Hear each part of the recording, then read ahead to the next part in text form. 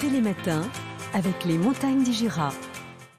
Je lui dirai les mots bleus, les mots qu'on dit avec les yeux. Parler me semble ridicule. Je m'élance et puis je... On va partager les mots bleus avec Olivia de Lamberterie, Béatrice Bolagonin et Anissa Arfaoui, le grand retour sur le plateau de Télématin.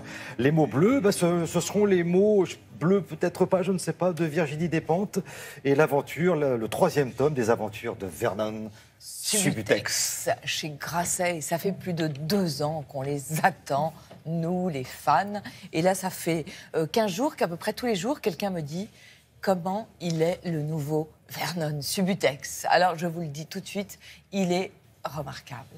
Il est très sombre, mais aussi très lumineux. Il est très inspiré, vraiment, si vous avez aimé le début de la saga, vous n'allez pas être déçus.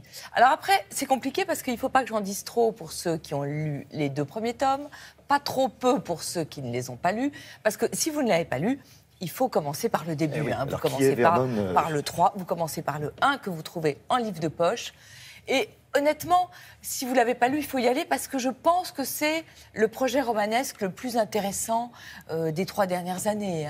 Parce que Despentes, c'est Balzac. C'est-à-dire que la comédie humaine de notre époque, c'est elle qui la signe aujourd'hui. Alors Vernon Subutex, c'est un disquaire.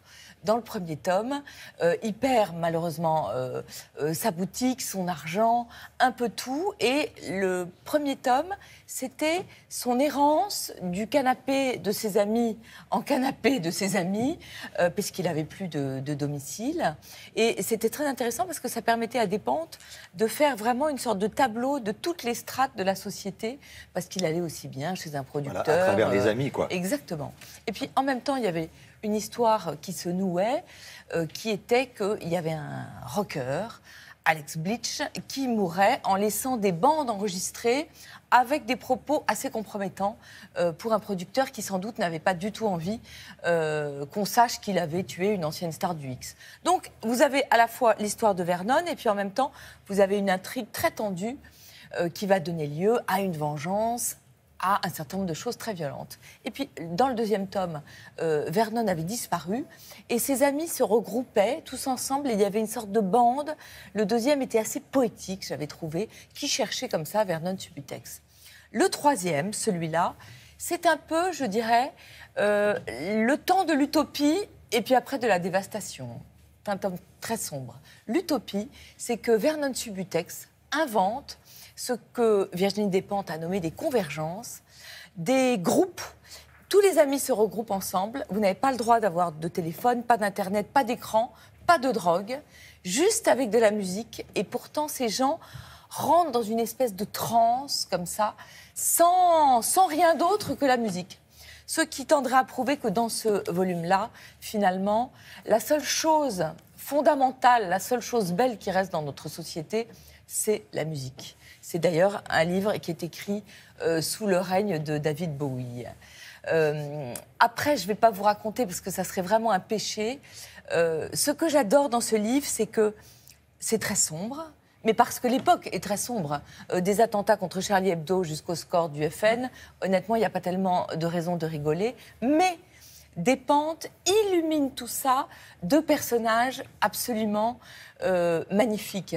C'est-à-dire qu'à part les méchants chez Despentes, les méchants, ils sont vraiment méchants chez Despentes, mais à part eux, tous les êtres dont elle nous raconte les destins, ce sont des bons. Voilà. C'est ça qui est beau chez elle. C'est des gens qui ont du cœur. Voilà, alors c'est des gens, après un jour, ils ont fait la mauvaise rencontre ou ils ont choisi le mauvais chemin et donc peut-être ils sont un peu dans la panade.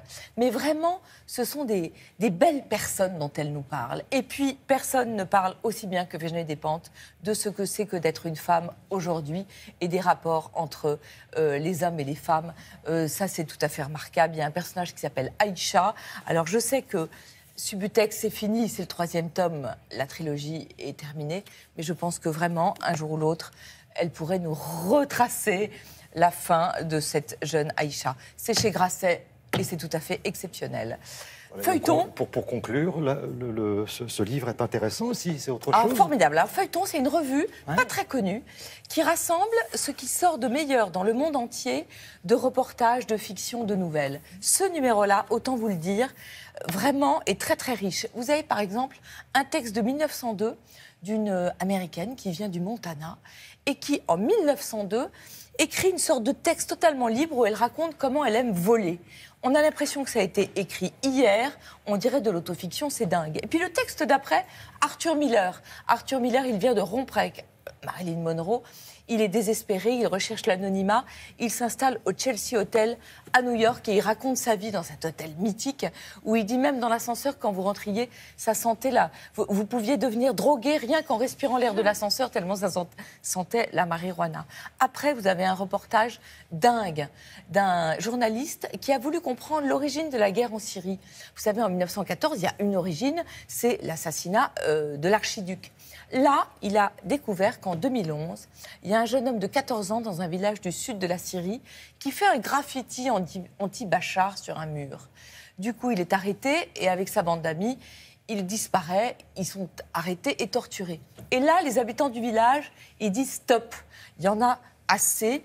Et du coup, c'est comme ça, avec ce mouvement de protestation, que la guerre en Syrie commence, qu'elle devient la révolution et la guerre civile qu'on connaît. Et le journaliste, il a retrouvé le gars qui a fait le graffiti en 2011. C'est passionnant, ça s'appelle Feuilleton. Et honnêtement, il n'y a pas beaucoup d'endroits où il y a des textes aussi intelligents et